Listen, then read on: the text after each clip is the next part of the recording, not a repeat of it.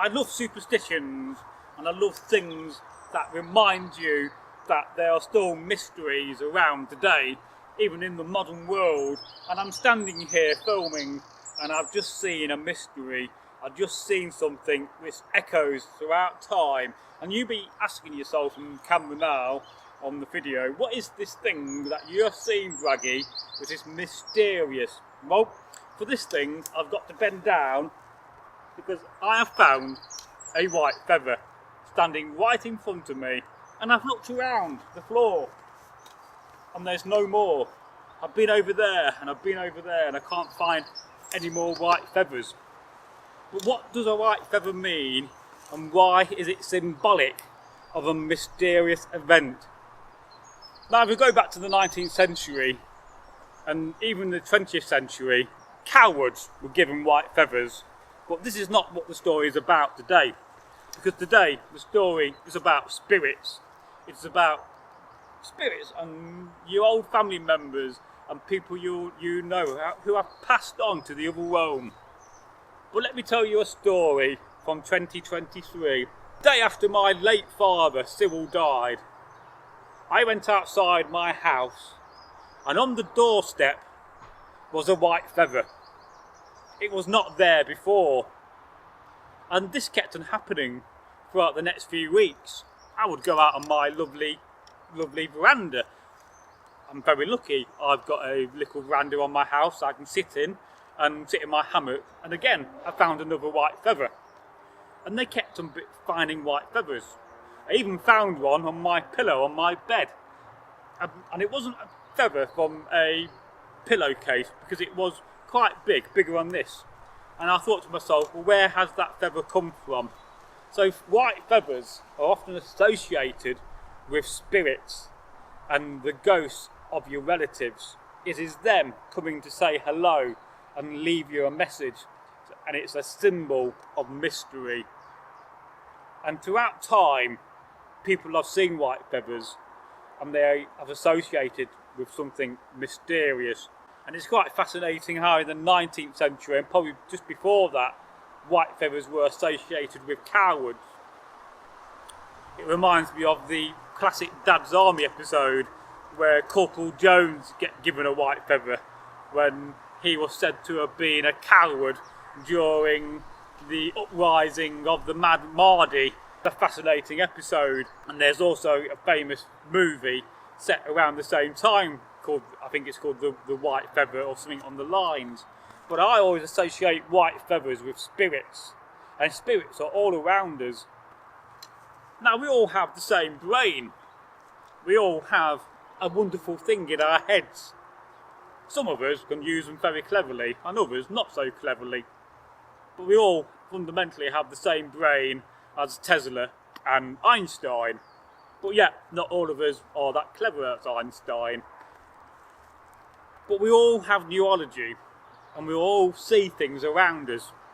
I look around, I see the trees, I see the grass before me is green, I see that I'm wearing my Norse clothing, but still, I'm probably only seeing less than 5% of what's around me. Because are you fundamentally seeing it when it goes into your eyes and it's processed in the back of your brain, and then your brain creates the image? I don't know whether I actually exist, whether this could be energy, whether this could be a holographic universe. Those are the big questions I sometimes ask myself. But white feathers, I think, are fascinating. So white feathers can also be an omen. They can be a bad omen, or they can also be a good omen, an omen of death or an omen of good luck.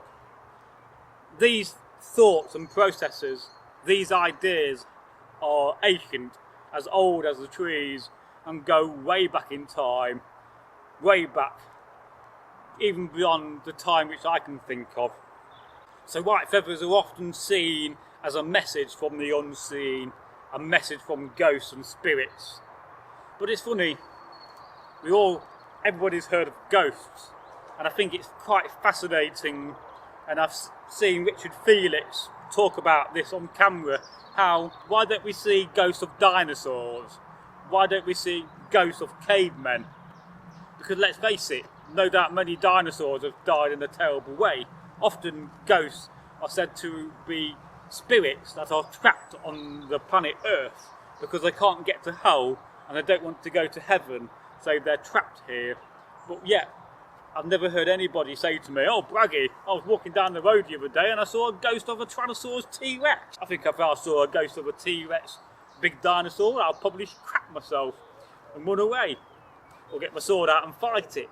Can you fight a ghost? I don't know. I ain't afraid of no ghost. I'll just get that line in there now whilst I can. So another aspect of finding a white feather is that it can often just be a symbol of you coming into money. That's more of an Eastern thought process than a Western thought process. There is also a very modern concept of the white feather when it comes to playing golf, a game which I'm not really fond of myself, which is often said that if you find a white feather whilst playing golf, it is often either predicting that you're going to have a really good game or a really bad game, and I find that to be quite fascinating. In fact, my friend Adrian is a massive golf player. I'm going to ask him about this when I next see him. Have you found a white feather, Adrian, whilst playing golf, and have you had a good match? Another fascinating aspect about finding a white feather is that if you find a white feather and you take it with you, put it in your wallet, or maybe you might want to put it in your leather bag if you're a Norse Viking, it can often be a sign of protection. So of course, finding a white feather may not mean you're going to be lucky, but there is a lot of psychology to finding a white feather, because when you find a white feather, if you believe in such things, you're going to see it as an omen, you're going to see it as a message from your dead relatives. And if you don't believe in such things, then you're just going to see it as a white feather and move on with your life and not think about it. Because there are two sorts of people in life. There are those that believe in such things, and there are those that fundamentally don't, and maybe a little grey area of skeptics in the middle who do and do not believe. What do you think? Have you ever found a white feather as a relative died and a white feather has appeared from nowhere? Let me know in the comments below. And I hope you enjoyed this video, which is a little bit different because it's not all about weapons, it's often about some of the bigger things. It can often be a side of peace and protection. So that again is fascinating. You find a white feather on your travels, let's say you go and sit on a log and right there in front of you is a white feather, and you notice it with your mind and your eyes, and you think to yourself, oh, it's a white feather. That could be, I'm going to have a nice peaceful time and I'm going to be protected. So yes, it can also be a sign of peace and protection, but you have to carry it with you or keep it somewhere safe.